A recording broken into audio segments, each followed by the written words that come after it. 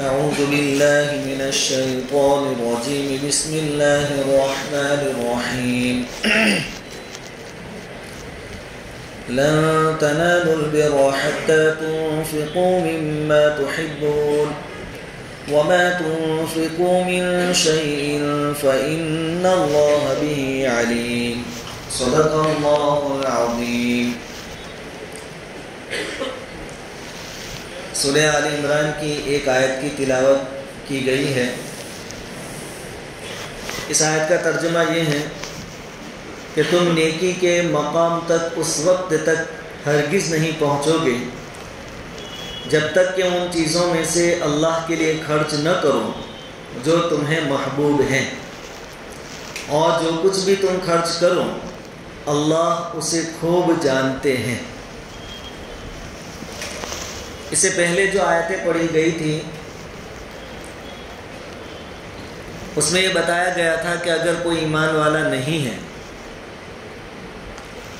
اور کل کو قیامت کے دن اپنی نجات کے لیے، جہنم سے بچنے کے لیے، عذاب سے چھٹکارے کے لیے زمین بھر کر سونا فدیے کے طور پر پیش کرے گا، اللہ تعالیٰ اس کو قبول نہیں کریں گے۔ اور آخری آیت میں یہ بات بھی آئی تھی کہ اگر کوئی زندگی بھر کفر پر اڑا رہا، ایسے آدمی نے اگر کچھ اچھے کام کیے ہیں وہ اچھے کام بھی آخرت میں کام نہیں آئیں گے، چاہے اس نے صدقہ کیا ہو، خیرات کیا ہو۔ اس آیت کریمہ میں اللہ تعالیٰ ایمان والوں سے خطاب فرما رہے ہیں کہ کون سا صدقہ اللہ کو زیادہ محبوب ہے، کون سی جگہ پر خرچ کرنا اللہ تعالیٰ کو زیادہ محبوب ہے، اور کون سی چیز خرچ کرنا یہ زیادہ اللہ تعالیٰ کو محبوب ہے۔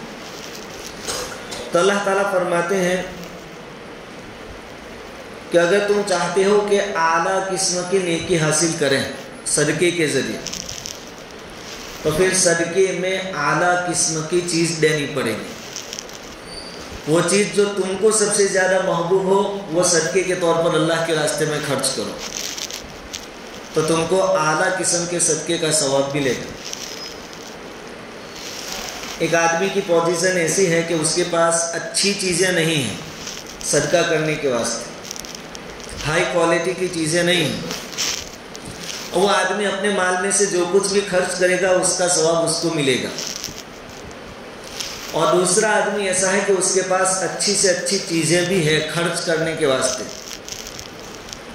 تو جب تک وہ ان اچھی چیزوں میں سے خرچ نہیں کرے گا اس کو زیادہ ثواب نہیں ملے گا، کیونکہ اس کے پاس اچھی چیزیں موجود ہیں اور وہ اچھی چیزیں خرچ کر کے اللہ کو راضی کر سکتا ہے، تو اس کو چاہیے اچھی چیزیں خرچ کرے۔ اور اللہ کے نام پر، اللہ کے راستے میں ردی چیزیں تو بالکل اللہ تعالیٰ قبول نہیں فرمائیں گے۔ آگے ایک لطیفہ میں نے سنایا تھا کہ بھئی ایک بچہ مؤذن صاحب کو بلانے کے واسطے آیا کہ چلو گھر پہ آپ کو کھیر دینا چاہتی ہے امی، کھیر۔ اب وہ ایسے گھر سے آیا تھا کہ زندگی بھر مؤذن صاحب کو وہاں سے کچھ نہیں ملا تھا، آج پہلی مرتبہ آیا۔ تو پھر مؤذن صاحب تعجب کرنے لگے کہ بیٹا کہیں بھولا تو نہیں پڑا تو، تیرے گھر سے کھیر ملے گی؟ کہ بات دراصل یہ ہے کہ وہ کھیر کے اندر بلی نے منہ ڈال دیا تھا، تو امی کہہ رہے کہ ہم تو کھا نہیں سکتے، بانگی صاحب کو دے دیتے ہیں۔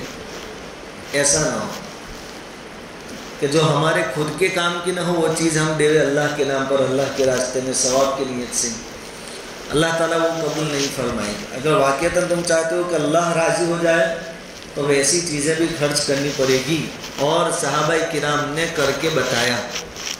اسی آیت کے ماتحت میں حضرت شیخ رحمۃ اللہ علیہ نے فضائل صدقات میں حضرت ابو طلحہ انصاری رضی اللہ تعالیٰ عنہ کا واقعہ نقل کیا ہے کہ جنہوں نے جب یہ آیت کریمہ نازل ہوئی لن تنالوا البر حتى تنفقوا مما تحبون، کہ جب تک تم اپنی سب سے محبوب چیز اللہ کے راستے میں خرچ نہیں کرو گے کامل نیکی نہیں ملے گی، تو حضور کی خدمت میں آئے حضرت ابو طلحہ انصاری رضی اللہ تعالیٰ عنہ، اور کیا کہا کہ میرے پاس بیروحہ ایک جگہ ہے، اس کے اندر کنواں بھی تھا اور کھجور کے درخت بھی تھے، باغ تھا، گاردن، کہا کہ سب سے محبوب مجھے وہ ہے، حضور آپ اس کو قبول فرمائیے اور آپ جس پر مناسب سمجھیں ان میں تقسیم فرما دیجیے، میں اس کو اللہ کے راستے میں صدقہ کر رہا ہوں۔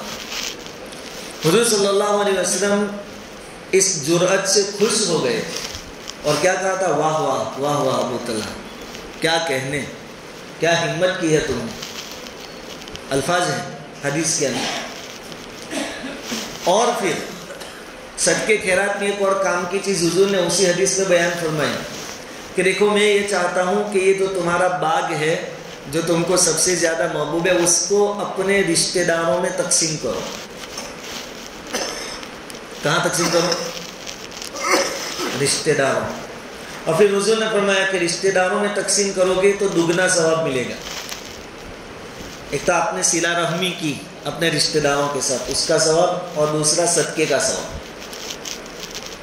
تو صدقے خیرات کی شروعات اپنے رشتہ داروں سے ہونی چاہیے۔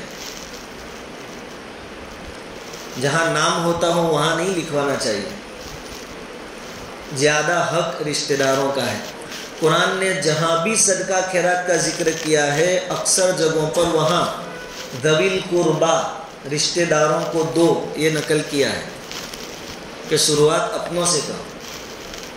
اور حضور نے اس کو عملی طور پر کر کے بتایا۔ ایک صحابی رضی اللہ تعالیٰ عنہ آئے اور تقریباً اونٹ یا گھوڑا لے کر آئے تھے سواری، اور کہا کہ حضور میں اس کو اللہ کے راستے میں صدقہ کرنا چاہتا ہوں۔ حضور نے قبول فرما لیا، اور اسی مجلس میں ان کے بیٹے بیٹھے ہوئے تھے، حضور نے ان کو دے دیا۔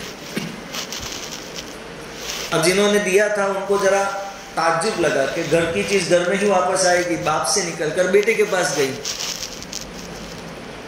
حضور صلی اللہ علیہ وسلم نے فرمایا کہ تم کو تمہارے صدقے کا ثواب مل گیا، لیکن یہ نفلی صدقہ تو دے سکتے ہیں نا، اپنے گھر میں ماں باپ اپنے اولاد کو بھی دے سکتے ہیں، بھائی بہن ایک دوسرے کو دے سکتے ہیں، اولاد ماں باپ کو دے سکتی ہے۔ نفلی صدقہ جس کو ہم بولتے ہیں وہ للہ رقم ہے، وہ دے سکتے ہیں رشتہ دار۔ تو حضور نے کر کے بھی بتایا کہ شروعات اپنے گھر سے کرو۔ مفسرین میں اس کی ایک وجہ بتائی ہے کہ جہاں صدقے خیرات کا ذکر ہے وہاں رشتہ داروں کا ذکر کیوں ہے؟ تو یہ بتایا ہے کہ اصل بات یہ ہوتی ہے کہ رشتہ دار جو ہوتا ہے جب اس کو دیا جاتا ہے تو وہ رشتہ دار تو یوں سمجھتا ہے کہ میں تو اس کا سگا ہوں اور میرا تو حق ہے، اس لیے وہ دے رہا ہے، اس میں کوئی بڑی بات نہیں کر رہا۔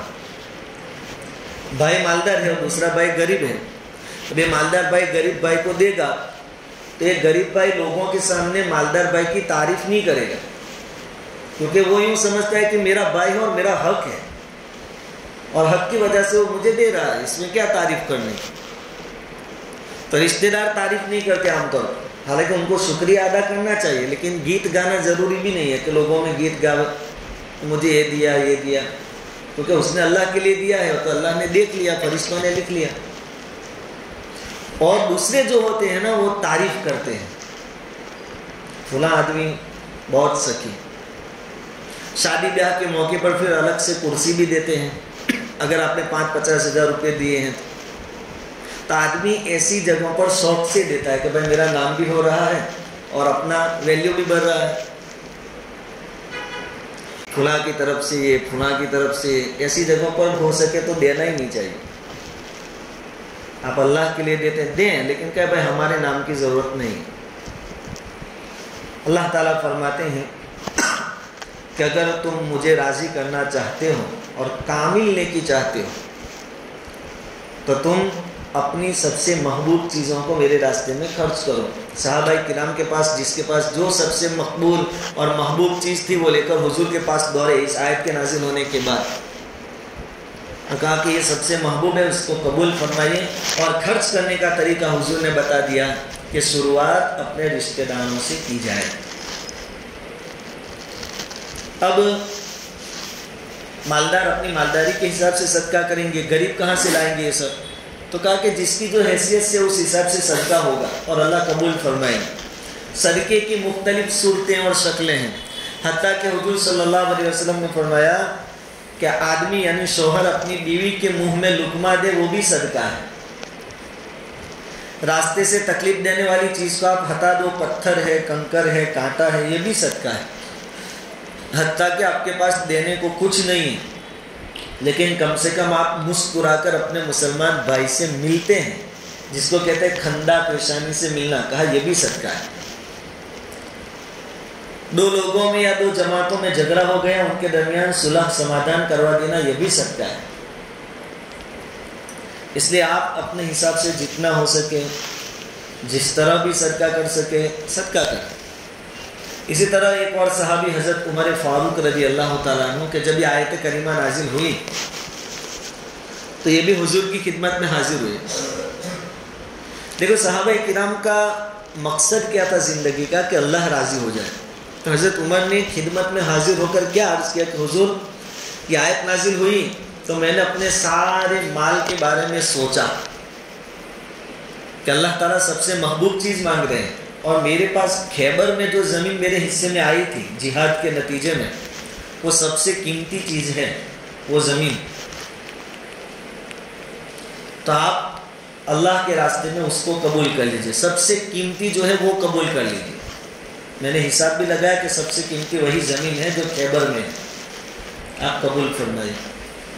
حضور صلی اللہ علیہ وسلم نے ان کو ایک مشورہ دیا کہ ایک کام کرو، پوری زمین وقف مت کرو، زمین کی ملکیت اپنے پاس رکھو کہ بھائی مالک تو میں، لیکن اس میں جو درخت ہے، اس پر جو پھل آئیں گے، وہ جب بھی آئیں گے میں اللہ کے راستے میں خرچ کروں گا، مسکینوں کے لیے، مسافروں کے لیے، غریبوں کے لیے اللہ کے راستے میں وقف، مجاہدین کے لیے، مالک میں۔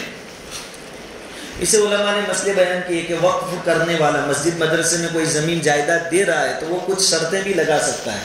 حضرت عمر رضی اللہ تعالیٰ نے پھر باقاعدہ شرطیں لکھی اور پھر اس کو وقف کیا کہ یہ جو زمین میں دے رہا ہوں وہ کبھی بیچی نہیں جائے گی، ایک شرط ہے، کبھی کسی کو ہدیے میں نہیں دی جائے گی،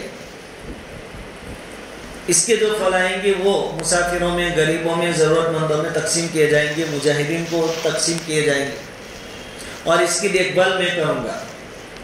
بلکہ مسئلہ ہے کہ آپ نے کوئی چیز وقف کی، اب وہ ایسی چیز ہے کہ اس کو سنبھالنا پڑتا ہے، اس کی دیکھ بھال کرنی پڑتی ہے، تو آپ یہ بھی کہہ سکتے ہیں کہ میں خود سنبھالوں گا۔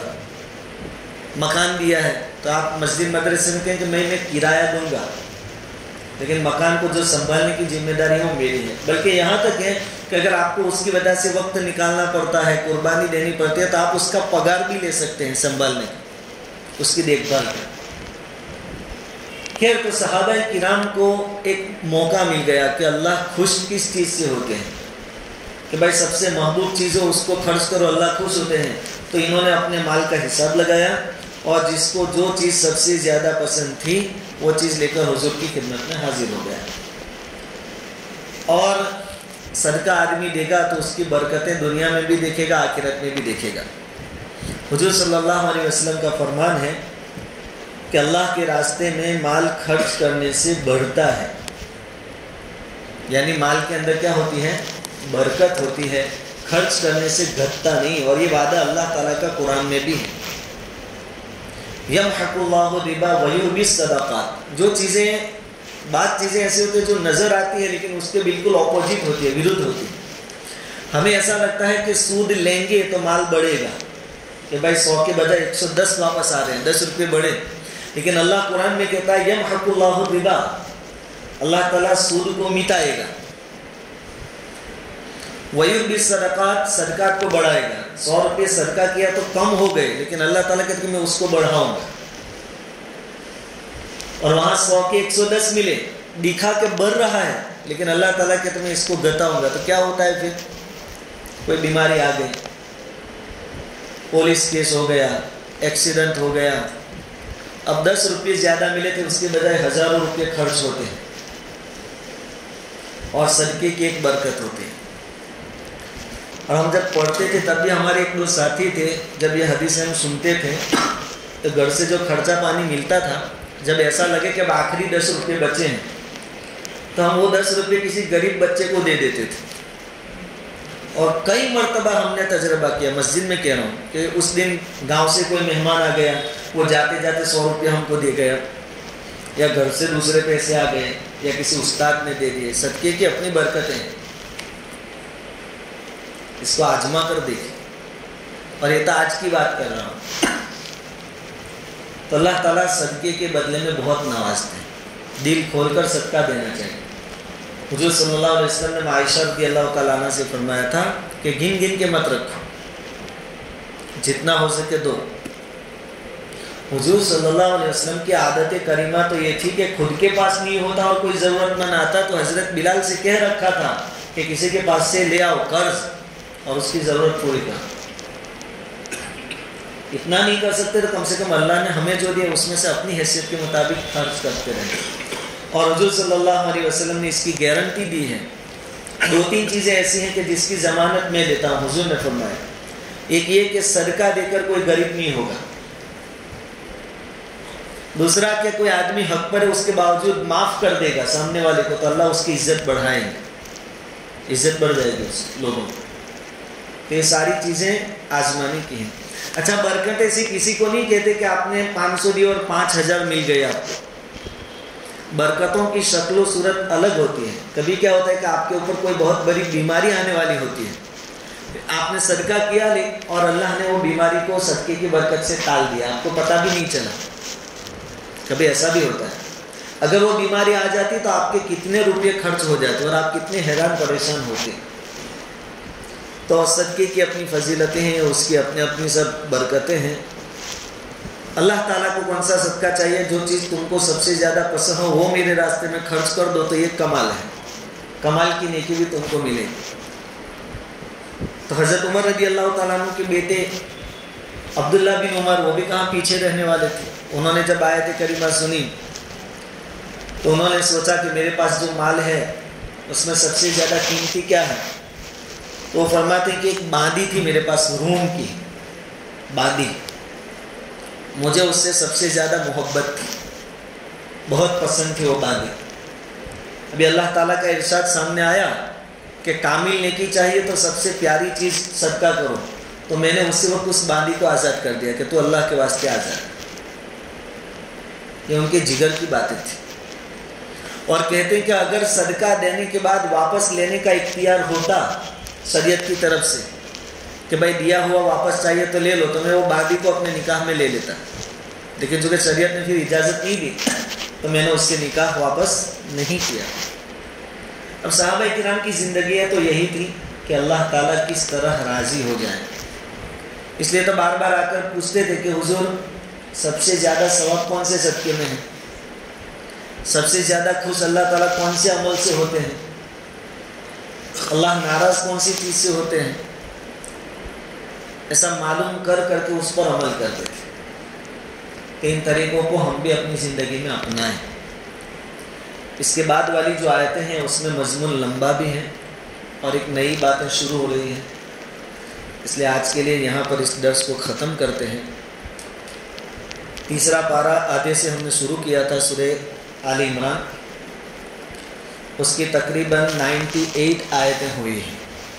یہ سورت اور بھی زیادہ لمبی ہے، انشاءاللہ وقت رہا تو رمضان کے بعد 15 دن میں انشاءاللہ یا ہفتے میں ایک آدھ دن اس کو پڑھیں گے، چالو رکھیں گے انشاءاللہ تعالی۔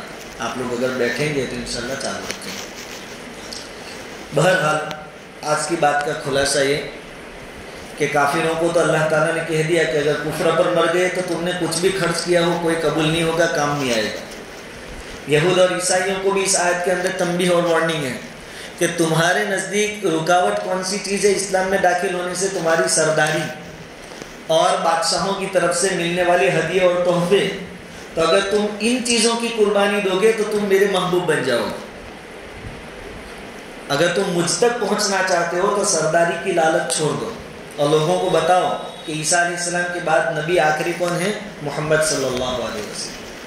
یہودیوں سے بھی اللہ تعالیٰ کہہ رہے ہیں کہ دنیاوی لالچ چھوڑو، یہ سرداری نے تحفے نے ہدیے تم کو بہت پسند ہے تو یہ پسندیدہ چیزوں کو میرے خاطر قربان کر دو اور میرے رب ہونے کا اعلان کر دو، میرے لادلے کے آخری نبی ہونے کا اعلان کر دو تو تم میرے محبوب بن جاؤ۔ تو اللہ تعالیٰ نے کئی جگہوں پر صدقات خیرات کی فضیلتیں بیان فرمائی، حضور صلی اللہ علیہ وسلم نے بیان فرمائی۔ اللہ تعالیٰ کو منانے کے اور راضی کرنے کے الگ الگ طریقے ہیں، ایک طریقہ یہ صدقہ خیرات والا ہے۔ اللہ تعالیٰ تمام طریقوں پر ہمیں عمل کرنے کی توفیق عطا فرمائے۔ درود شریف۔